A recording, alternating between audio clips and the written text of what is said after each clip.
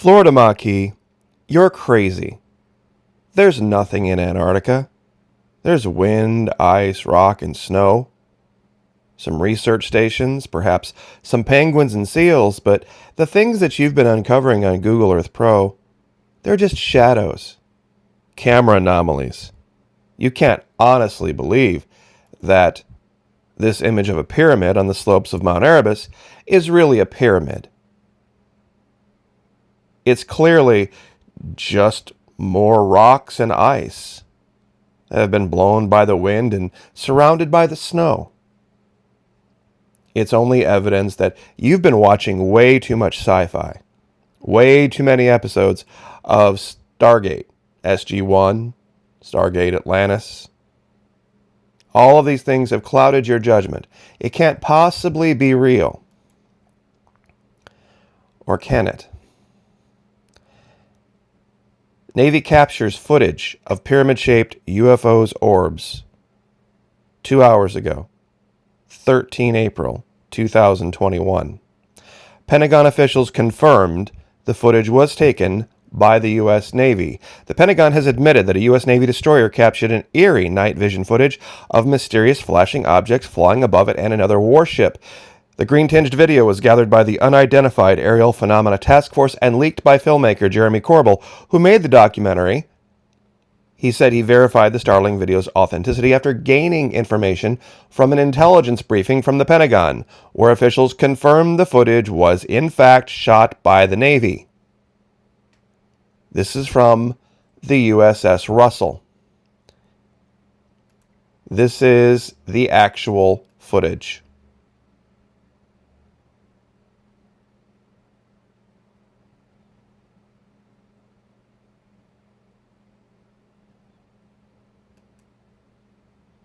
Very clearly a pyramid-shaped object flying above a United States Navy destroyer. I'll give you the link and you can watch this for yourself. This is not a joke. This is not The Onion. This is not The Star. This is real.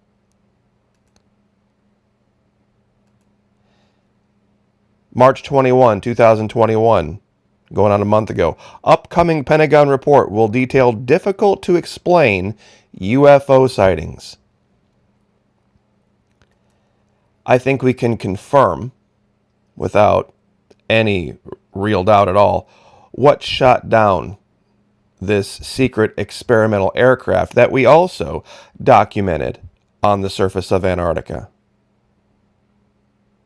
Now, for those of you that actually want to see it on Google Earth Pro, that's not a problem. It's right here, and I will, of course, give you the coordinates. We'll zoom out real fast just to give everybody a look at where we're at, generally speaking. That is Mount Erebus, active volcano. We have the peninsula of Antarctica right here, pointing over here at 9 o'clock. And we will zoom in. Now, as you can see, the way they zoom in, you wouldn't see it right away. But you have to think about this from a satellite perspective.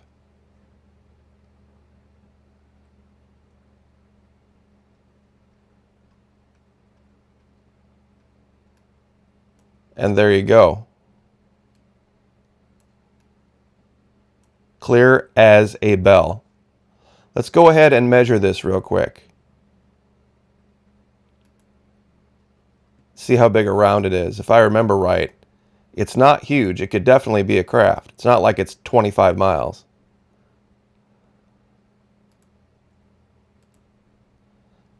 So just ballpark in here, 175 feet, which is 53 meters. Square kilometers, of course, would be square meters. 176 square meters.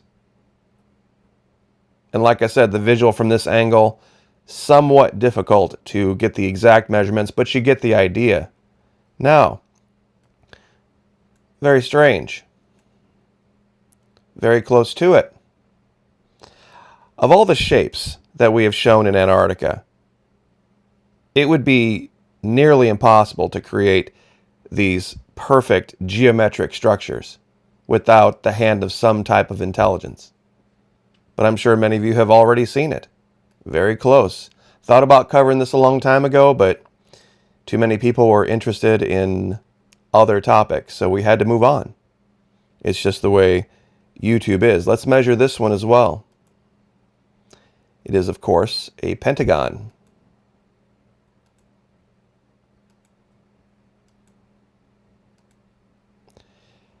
"51 meters, 177 square meters in feet, 168 feet around, about 2,000 square feet. So not small, but size of a home.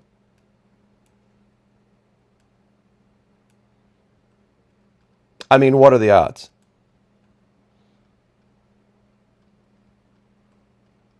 I mean, it's pretty clear. I've shown inverted images of this as well. I'll see if I can dig up those pictures. It's been a long time since we covered this.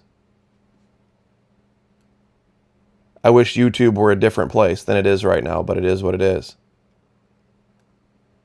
But the Pentagon's now confirmed it. They have craft that they have observed breaking the sound barrier with no sonic boom. They've watched them drop tens of thousands of feet in seconds. That was from the Nimitz incident.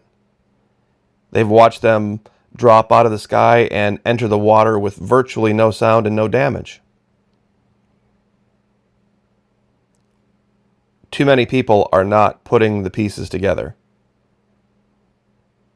of all of the different mysteries around the world, all of the different things that have been shown that cannot be explained, and an entire continent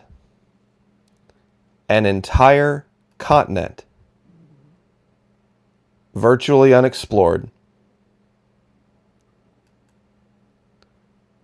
Sorry about the glare there. That clearly is responsible for all this. We've shown other evidence more recently of things like the Voynich manuscript, different texts, the anomalous piece of navigation equipment. The name of it is escaping me at the moment. That the Antikythera mechanism that they can't explain. Where'd it come from? Who made it? There were no other preceding devices for that. Meaning you don't go from zero to the Antikythera mechanism in one fell swoop, even if they had the technology to create it. There would have been other technologies needed to create that technology. Creating spindles and bearings and gears that were really super tiny, like that.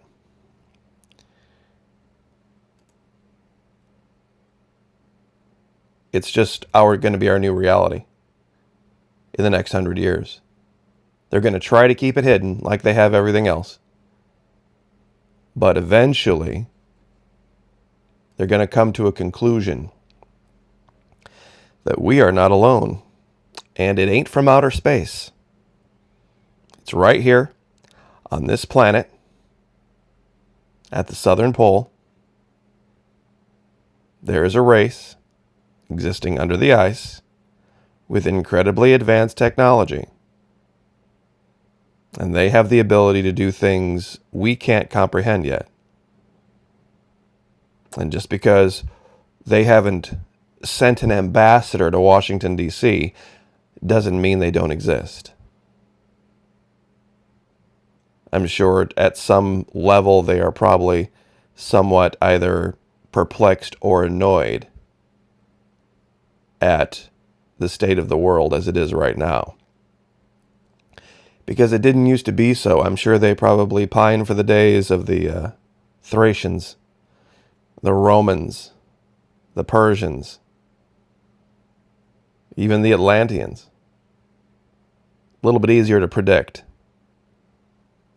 because mankind has not changed, and neither have these beings at all. Sleep well. God bless. Like, share, subscribe.